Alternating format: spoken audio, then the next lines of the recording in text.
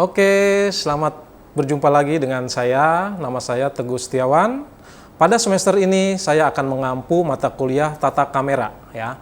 Tata kamera terbagi menjadi dua, yaitu tata kamera 1 dan tata kamera 2. Tata kamera 1 pada semester 3 ini nanti akan lebih banyak mempelajari yang terkait dengan single cam. Nah, diharapkan nanti outputnya adalah film pendek, ya. Mungkin film pendek dalam pengertian mungkin entah nanti untuk televisi maupun untuk streaming media. Nah, di tata kamera 2 nanti akan lebih banyak kita berbicara tentang multi kamera sistem, ya. Itu nanti di semester 4, ya. Jadi perbedaannya adalah itu. Pertama di semester 3 kita lebih banyak single, di semester 4 adalah ke multi kamera. Seperti kita ketahui, di semester ini memang berbeda dengan semester-semester lalu, ya. Kalau pada semester-semester lalu kita bertemu tatap muka di kelas, tetapi di era pandemi ini kita tidak bertemu, ya. Artinya kita menggunakan virtual, ya, menggunakan media, entah mungkin nanti media YouTube, media Zoom, media OBS dan lain sebagainya.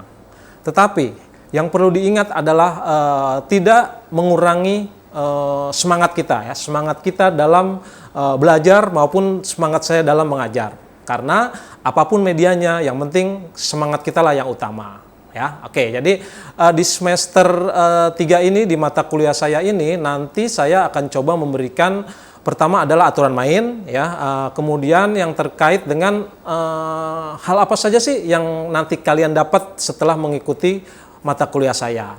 Kemudian di awal juga nanti akan saya coba jelaskan tugas-tugas apa saja yang harus kalian kerjakan selama 1 semester, ya.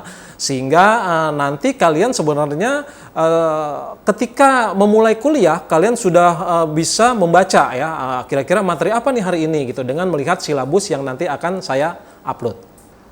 Di tata kamera 1 ini seperti kita ketahui merupakan mata kuliah yang wajib diikuti oleh setiap mahasiswa di semester 3, ya. Tentunya tadi setelah ada prasyaratnya. Prasyarat dalam hal ini adalah setelah kalian lulus mata kuliah fotografi di semester 2, ya.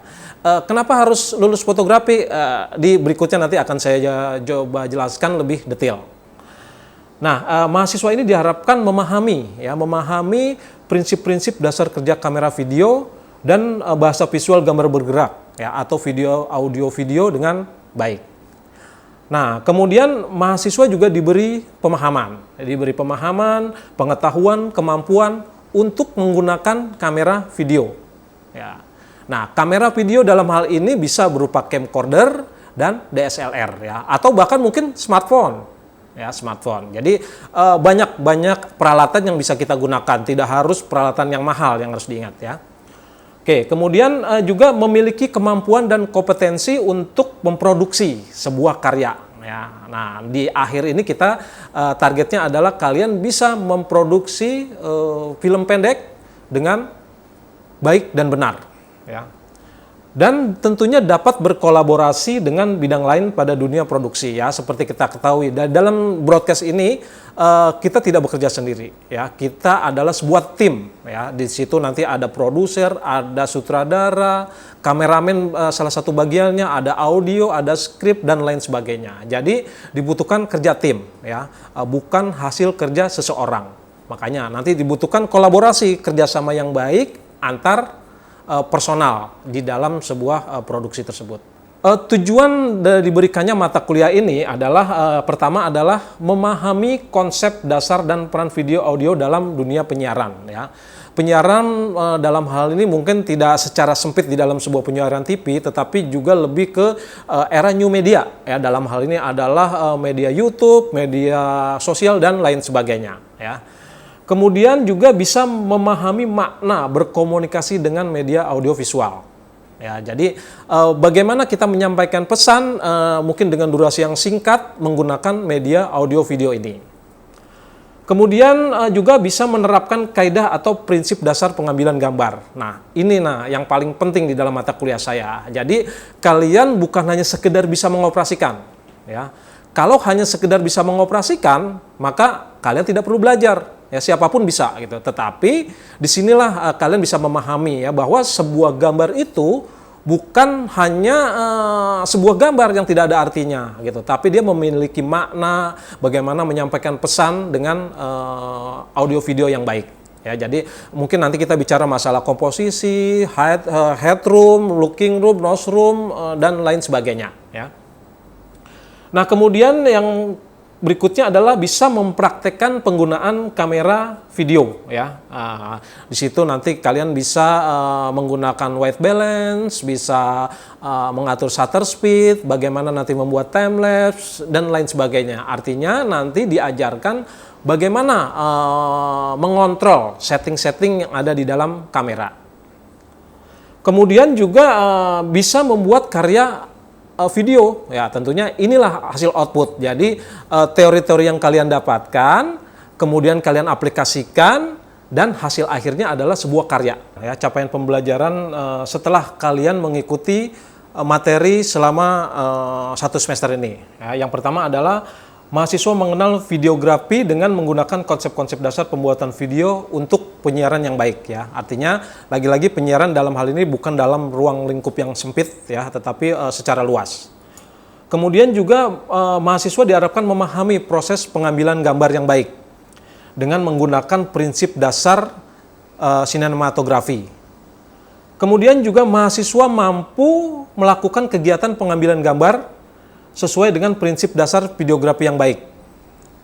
Nah, berikutnya adalah mahasiswa dapat menerapkan penggunaan perangkat keras. Ya, dalam hal ini adalah kamera, peralatan-peralatan pendukungnya, ya, termasuk tripod, mungkin nanti ada stabilizer, audio dan sebagainya. Yang terakhir adalah mahasiswa mampu membuat karya videografi dengan menerjemahkan naskah dan mempraktekkan konsep videografi yang telah diajarkan dengan tepat. Nah, jadi inilah hasil output kita. Tadi saya sudah sampaikan kita harus berkolaborasi. Ya, berkolaborasi artinya ketika seorang penulis naskah, bagaimana sutradara nanti menginginkan visualisasi. Nah, tugas seorang kameramen lah nanti untuk mengimplementasikan apa yang diharapkan oleh sutradara dari skrip tersebut. Penilaian di dalam mata kuliah ini ditentukan oleh beberapa komponen. Ya, misalnya, ya, jelas di situ nanti ada UTS, ya, yang nanti di tengah semester, biasanya nanti di pertemuan ke-8. Kemudian nanti ada ujian akhir semester, UAS, ya, nanti di akhir semester itu bobotnya biasanya lebih besar. Ya. Kemudian juga tugas karya, baik mandiri maupun kelompok. Nah, ini adalah step dari beberapa rangkaian materi, ya. Jadi misalnya 2-3 materi kalian nanti akan mengimplementasikannya ke dalam sebuah karya. Oke, ada hal yang penting yang sering diabaikan oleh kalian, ya.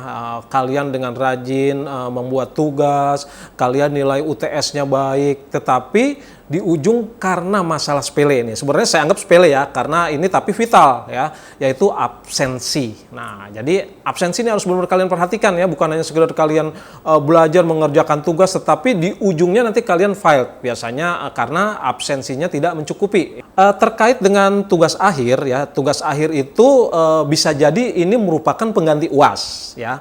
Atau nanti bisa juga ini merupakan tugas, nilai tugas gitu. Tapi biasanya sih di dalam mata kuliah saya tugas akhir itu merupakan nilai UAS.